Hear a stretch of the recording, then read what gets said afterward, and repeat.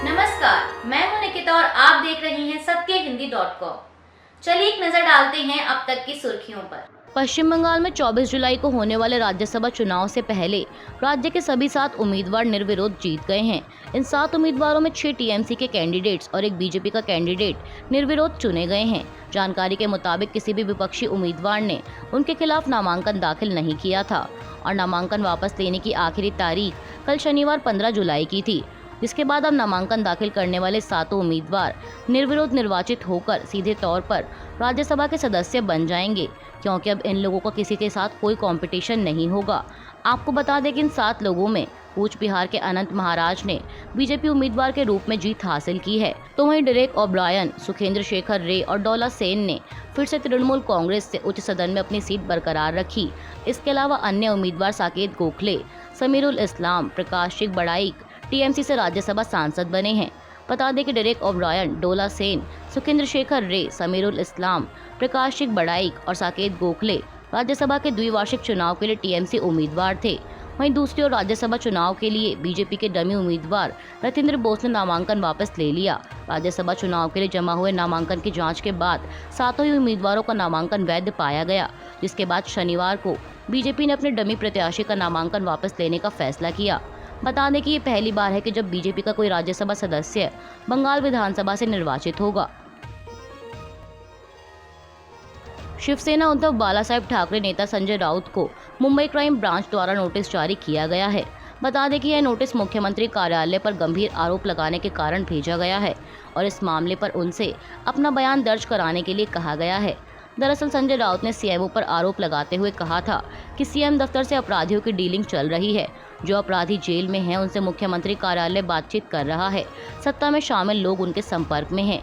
Jail में कैदियों तक मोबाइल फोन पहुंचा दिए गए हैं और इसके जरिए संपर्क किया जा रहा है। यह सब मुख्यमंत्री कार्यालय की देखरेख में चल रहा है। मैं जल्द ही यह जानकारी जनता के सामने लाऊंगा। लोकसत्ता में छपी एक खबर के अनुसार सांसद राउत ने कहा कि मुख्यमंत्री कार्यालय जेल में बंद कई बड़े अपराधियों के संपर्क में है।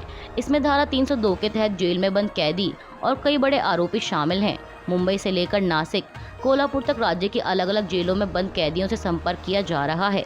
चुनाव से पहले कुछ अपराधियों को जेल से बाहर निकालने की साजिश है। वहीं अब इस मामले पर मुंबई क्राइम ब्रांच ने संजय राउत को सबूत जुटाने और साथ ही फिर से बयान दर्ज कराने को कहा है और इससे जुड़े सबूत भी मांगे हैं। महाराष्ट्र सरकार में शामिल हुए अजीत पवार एनसीपी में बगावत के बाद पहली बार मंगलवार 18 जुलाई को पीएम नरेंद्र मोदी से मुलाकात करेंगे। अजीत पवार ने कहा कि उनकी पीएम मोदी से बैठक के दौरान वह महाराष्ट्र में किसानों के सामने आने वाले मुद्दों को उठाएंगे। शुक्रवार 15 जुलाई को वित्त और योजना विभाग की जिम्मेदारी संभालने वाले अजीत पवार ने कहा कि वह और एनसीपी के अन्य विधायक विभागों के आवंटन से खुश हैं। गौरतलब है कि अजीत पवार समेत एनसीपी के 9 विधायक 2 जुलाई को एकनाथ शिंदे के नेतृत्व वाली सरकार में शामिल हुए थे। अजीत पवार ने कहा कि मैं 18 जुलाई को पीएम मोदी से मुलाकात करूंगा। बैठक के दौरान मैं उनके साथ किसानों से जुड़े विभिन्न मुद्दों को उठाऊंगा। उन्होंने कहा कि प्रफुल्ल पटेल और मैं एनडीए की बैठक में भाग लेंगे। न्यूज एजेंसी पीटीआई के मुताबिक ये बात उन्होंने नासिक में शासन आलपेदारी कार्यक्रम में शामिल होने के दौरान कही। इसके अलावा शिवसेना उद्धव बालासाहेब ठाकरे नेता संजय राउत के उस कथित दावे के बारे में पूछे जाने पर जिसमें उन्होंने कहा था कि चूंकि शिंदे के नेतृत्व वाला गुट वित्त विभाग अजीत पवार के नेतृत्व वाले एनसीपी गुट को देने के लिए तैयार नहीं था, इसलिए उन्हें मुख्यमंत्री पद पर अदला बदली करने के लिए कहा गया था। इसके जवाब में अजीत पवार ने कहा कि मुझे नहीं पता, यह सब माहौल बिगाड़ने का प्रयास है।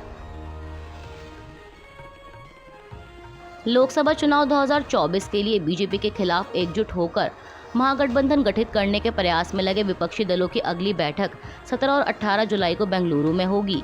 इस बीच खबर है कि कांग्रेस ने विपक्षी ताकत को बढ़ाने की कोशिश के तहत 2 और छोटी पार्टियों को इस बैठक के लिए आमंत्रण भेजा है। कांग्रेस ने यूपी के अपना दल कमेरावादी और तमिलनाडु की क्षेत्रीय पार्टी को भी बेंगलुरु की बैठक के लिए आमंत्रित किया है। सूत्रों के अनुसार अपना दल कमेरावादी की प्रमुख कृष्णा पटेल विपक्षी दलों की इस बैठक में हिस्सा ले सकती हैं।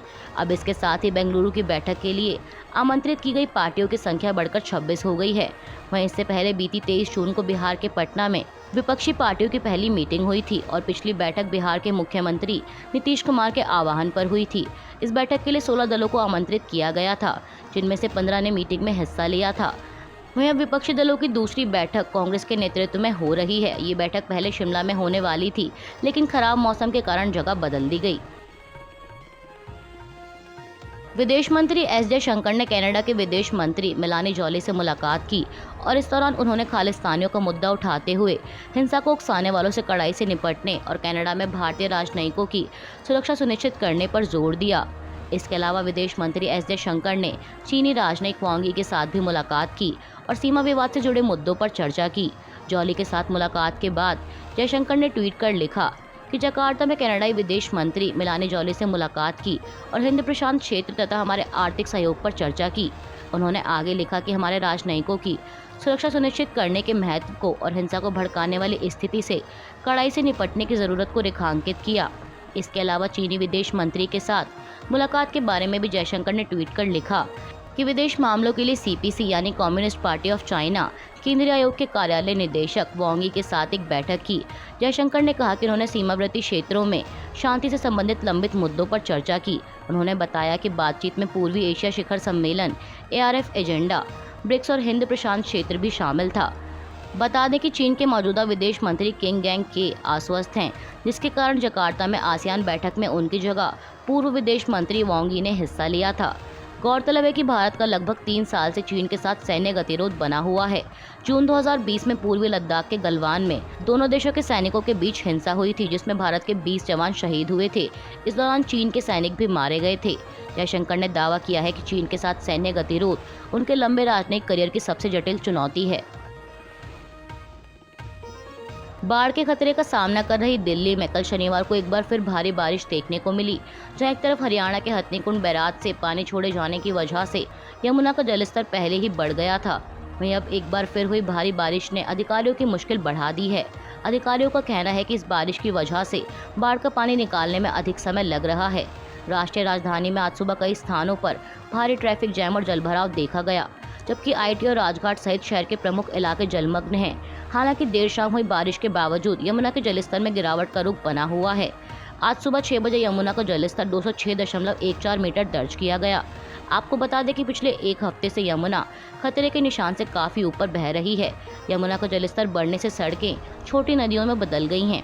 अधिकारियों की तरफ से बचाव कार्य लगातार जारी है, तो टास्क फोर्स को भी मेरठ से दिल्ली ले जाया जा रहा है और किसी भी स्थिति से निपटने के लिए उन्हें स्टैंड बाय पर रखा जाएगा। वहीं निचले इलाकों में भोजन की कमी के कारण लोगों के बीच शिकायतें बढ़ गई हैं, जिससे स्थिति और भी गंभीर हो गई है। मुख्यमंत्री अरविंद केजरीवाल ने आश्वासन दिया है कि बाढ़ के पानी को निकालने में सहायता के लिए यमुना बैराज के सभी 5 गेट खोलने के प्रयास किए जा रहे हैं, जिनमें से कुछ गाद से जाम है। CM केजरीवाल ने कहा कि ITO बैराज का पहला जाम गेट खोल दिया गया है, जल्दी सभी 5 गेट खोल दिए जाएंगे। हम स्थिति को सामान्य करने की पूरी कोशिश कर रहे हैं। अभी के लिए बस इतना ही। बाकी की खबरों के लिए जुड़े रहिए सत्यहिंदी.com के साथ।